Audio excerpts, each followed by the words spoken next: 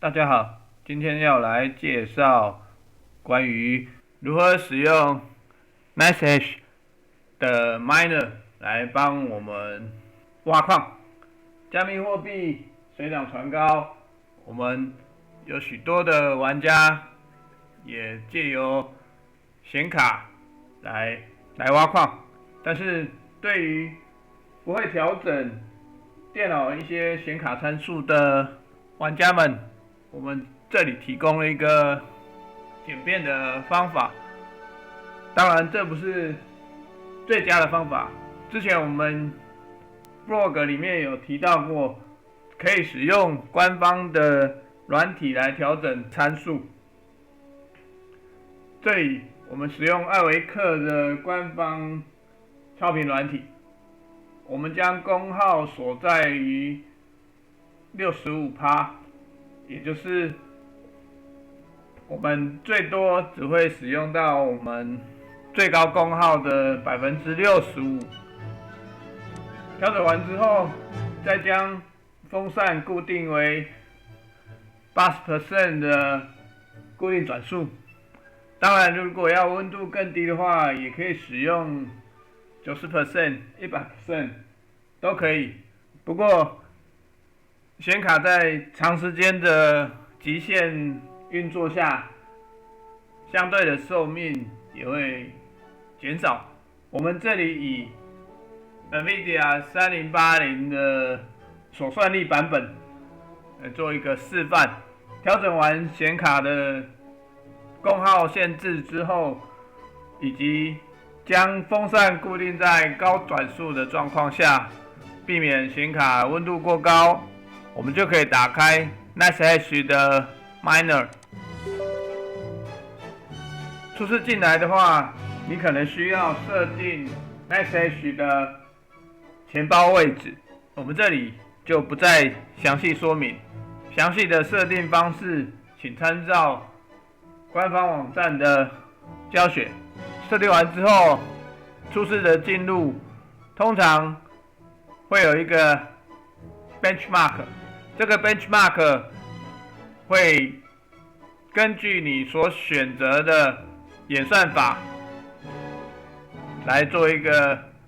benchmark 的测试，以了解你目前的配置以及收益的状况，以利之后 miner 在切换算力的时候，切换演算法的时候，能够达到最高的收益效果。而这个在软体里面的 benchmark 的设定里面都可以找得到。我们目前选择的演算法是这几个，每一种演算法都有它专属的 miner， 也就是挖矿软体。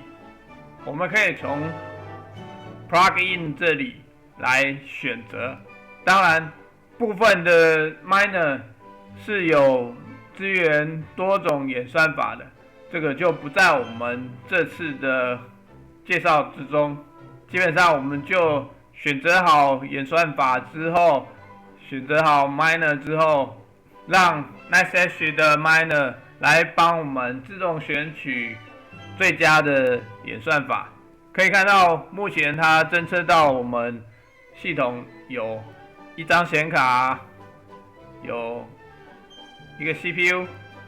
准备好之后，我们可以直接就按下 Start Mining， 它就会开始进行最佳的演算法挖矿。当然，如果你是初次进入的使用者，系统会自己进入 benchmark 来计算目前收益最高的演算法是哪一个，进而帮你切换这些演算法来挖矿。我们可以看到，目前以这个演算法，也就是 Octopi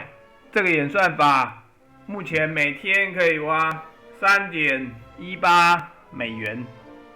一天，而我们尚未入账的金额则会显示在 Unpaid Balance 里面。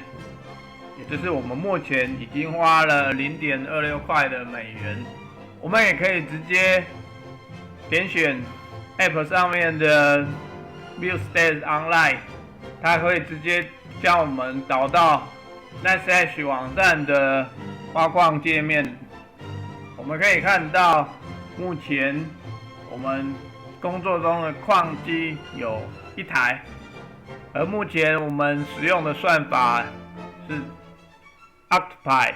未支付的余额它也会显示在这边。除此之外，我们也可以看一下我们矿机的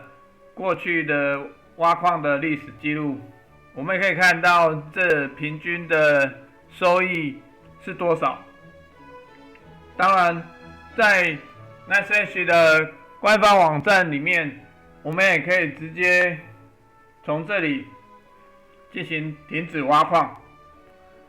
或者从这里直接开始挖矿。不过，建议不会调整的，还是都透过 App 来进行挖矿，让 App 去帮你选择最佳的演算法。我们再回头来看一下我们的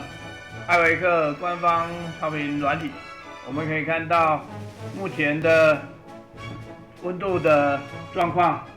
约莫在50几度，算是非常的低。当然，你可以看到目前这些功耗的显示有超过65%，不过我想这应该是软体上的 bug， 因为我们从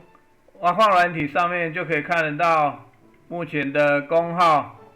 是245瓦。我们可以从 POWR 这个地方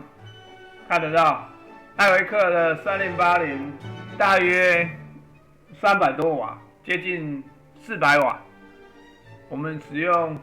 65%的功耗，约莫243